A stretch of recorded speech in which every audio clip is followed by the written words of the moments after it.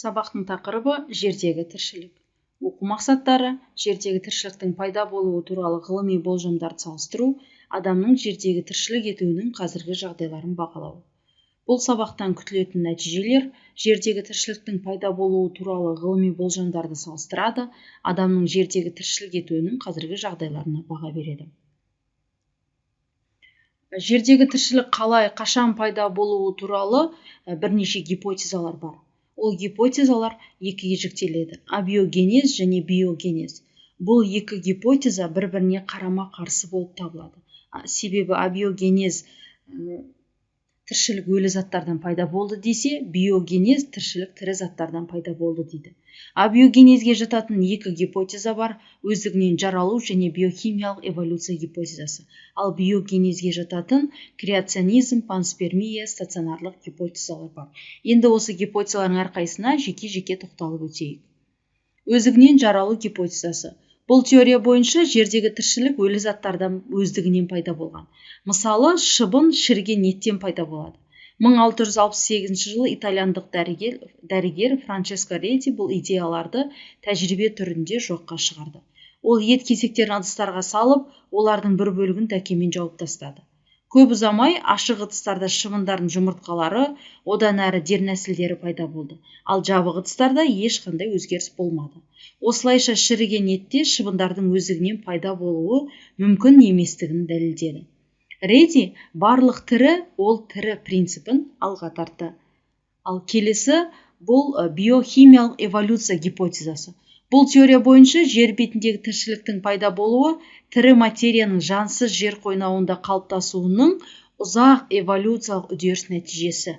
Бір тұтас табиғи үдеріс химиялық эволюциядан басталып, биохимиялық эволюцияға дейін жалғасқан. Негізін қалаушылар орыс ғалымы Апарин және ағылшын ғалымы Холдейн. Бұл гипотеза бойынша тірі заттың өліден пайда болуына 4 негізгі жағдай болу қажет. Бірінші, химиялық заттардың болуы. Екінші, энергия көзінің болуы. Үшінші, ұзақ уақыттың болуы. Және төртінші, газ тәрізді оттектің болмауы жатады.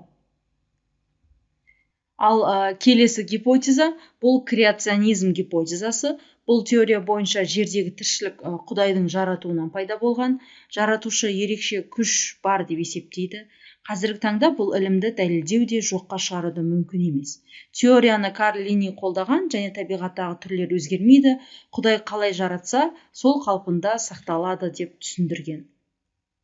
Келесі панспермия гипотезасы. Бұл теория бойынша жердегі тіршілік басқа ғаламшарлардан, басқа планеталардан келген метеориттер, ғарыштық шаң-тозаңдар арқылы пайда болған. Бұл жайында алғаш рет біздің заманымызға дейінгі 5 ғасырда грек философы Анаксагордың еңбектерінде кездеседі. Ал 1908 жылы швед ғалымы Сванте Аррениус радиациялық панспермия теориясы деп аталатын тұжырымдаманы ұсынған. Және соңғы гипотеза бұл стационарлық гипотеза деп аталады. Бұл теория бойынша жер ешқашан пайда болған жоқ, ол мәңгі өмір сүрді. Осы теорияны кейде этернизм деп атайды. Ол этернизм сөзі латын тіліне аударғанда мәңгі деген мағынаны білдіреді. Этернизм гипотезасын 1880 жылы неміс ғалымы Прейер ұсынған. Осы гипотезаны жақтаушылар саусақ қанатты балықтар, яғни латимерияны мысалға келтіре отырып, өздерінің теорияларын қорғап шығады. Алайда бұл астрономия деректеріне түбегейлі қайшы келетіндіктен, ғылым тұрғысынан бұл гипотеза қарастырылмайды. Гипотезаларды қорытындылайтын болсақ, жалпы жердің қашан қалай пайда болғандығы туралы, жердегі тіршіліктің пайда болуы туралы теориялардың мықты және әлсіз тұстары бар. Сол себепті де тіршіліктің пайда болуы туралы сұраққа нақты жауап бере алмайды. Осы заманғы ғылым физикалық химиялық күштердің және материяның дамуына қарағанда тіршілік табиғи жолмен қалыптасқан деген теорияны қолдайды. Адамдардың тіршілік ету ортасы 6-ға жіктеледі. Ол табиғи, әлеуметтік, материалдық, техногендік, өндірістік және жасанды орта. Қазіргі таңда адамдардың тіршілік етуіндегі табиғи, әлеуметтік, материалдық орталары өзара үйлесімде бола отырып, тіршілік етуге қолайлы ортаны қалыптастырады. Осы тіршілік ету орталарына әрқайсына жеке тоқталып өтеміз.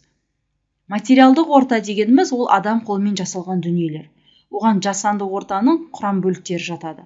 Мысалы, үй, жиһаз, саябақ, күнделікті тұрмыстық заттар және тағы басқалар. Ал әлеуметтік орта ол жеке тұлғаның отбасынан мемлекеттік қоғамға дейінгі байланыстары. Мәселен, жеке тұлғаның психологиялық, мәдени, әлеуметтік, экономикалық қажеттіліктерін қамтиды. Ал табиғи орта бұл экожүйенің жанды және жансыз компоненттерін қамтиды. Оған су, ауа, жарық, ылғал, жануарлар әлемі, өсімдіктер дүниесі, саңырауқұлақ, бактерия және қарапайымдылар жатады. Өндірістік орта бұл адамның еңбек қызметі арқылы жүзеге асады. Оған яғни жұмыс орны, өндірістік нысандардың қоршаулары жатады. Ал жасанды орта адамның іс-әрекетінен табиғи ландшафттың антропогендік ландшафтқа өзгеруі. Мысалы, орманның саябақтарға, даланың егістік алқаптарына өзгеруі. Сонымен қатар жасанды ортаға су асты және ғарыш аппараттары да осы жасанды ортаға жатады. Техногендік орта дегеніміз бұл адам қызметінің туындысына, яғни антропогендік факторлар әсерінен туындайды. Бұған әсіресе урбандалу процесін жатқызамыз. Ғимараттар, машиналар, материалдар мен бұйымдар, қалалар және тағы да басқа дүниелер осы техногендік ортаға жатады. Қорытындылай келе, жердегі тіршіліктің пайда болуы туралы бір-біріне қарама-қарсы абиогенез және биогенез гипотезалар бар. Заманауи ғылым жердегі тіршіліктің табиғи жолмен жаратылғандығын қолдайды. Адамдар мен тірі ағзалар мекен ететін табиғи ортадан басқа адам қолымен жасалған материалдық және әлеуметтік орта бар. Адамды табиғи және әлеуметтік орта қалыптастырады. Сонымен, бүгінгі сабақтың оқу мақсаттары жердегі тіршіліктің пайда болуы туралы ғылыми болжамдарды салыстыру және адамның жердегі тіршілік етуінің қазіргі жағдайларын бағалау болды.